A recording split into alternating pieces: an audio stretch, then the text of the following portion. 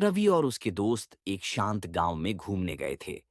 वहां के लोग एक पुराने और सुनसान मंदिर के बारे में बताते थे, जिसे गुमनाम मंदिर कहा जाता था। कहते थे कि वहां रात को अजीब सी आवाजें आती हैं, और जो भी उस मंदिर के अंदर जाता है वह कभी वापस नहीं आता। रवि और उसके दोस्तों को रोमांच पसंद था, इसलिए उन्होंने तय किया कि वे रात को मंदिर के अंदर जाएंगे। गांव वालों ने उन्हें बहुत मना किया, लेकिन वे नहीं माने। मंदिर के अंदर आधी रात को टॉर्च और मोबाइल लेकर वे मंदिर पहुंचे। मंदिर के चारों ओर घना जंगल था, और झींगुरों की आवाजें माहौल को और डरावना बना रही थीं।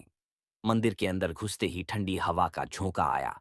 दीवारों पर रहस्यमय चित्र बने हुए थे, जिनमें अजीब सी आकृतियां थीं। तभी उनके पीछे मंदिर का भारी दरवाजा अपने आप बंद हो गया। अब वे अंदर फंस गए थे। चारों ओर घना अंधेरा और सन्नाटा था।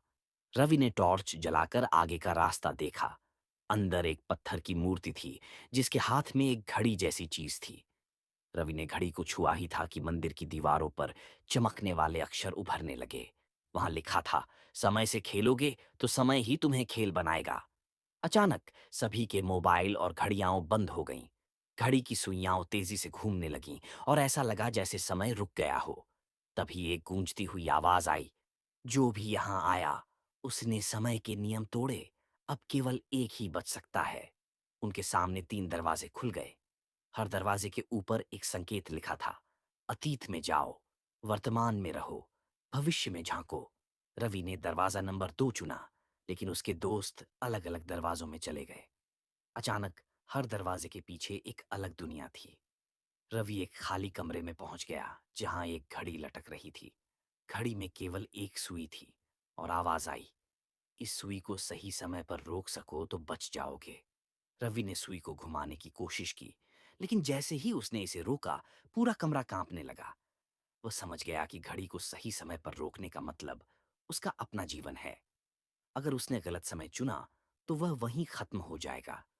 उसने आंखें बंद कीं और एक समय चुना, सुबह के 4 बजे। जैसे ही उसने समय चुना, वह अचानक मंदिर के बाहर अपने दोस्तों के साथ खड़ा था। लेकिन वहां केवल 3 दोस्त थे। चौथा दोस्त गायब था। तभी मंदिर के अंदर से एक धीमी आवाज आई, जो समय का खेल नहीं समझेगा, वह हमेशा के लिए समय में खो जाएगा। चौथा दोस्त अब कभी नहीं लौटा, और रवि को एहसास हुआ कि गुमनाम मंदिर सिर्फ एक जगह नहीं, बल्कि समय का एक चक्र था। वे डर और रहस्य के साथ गांव लौटे, लेकिन उस मंदिर का सच कभी नहीं जान पाए। क्या आप जानते हैं वह चौथा दरवाजा कहाँ ले गया होगा? कृपया कमेंट में लिखें, और हमारे चैनल को सब्सक्राइब जरूर करें। फिर मिलेंगे एक और रोमांच और रहस्यमय कहानी के साथ।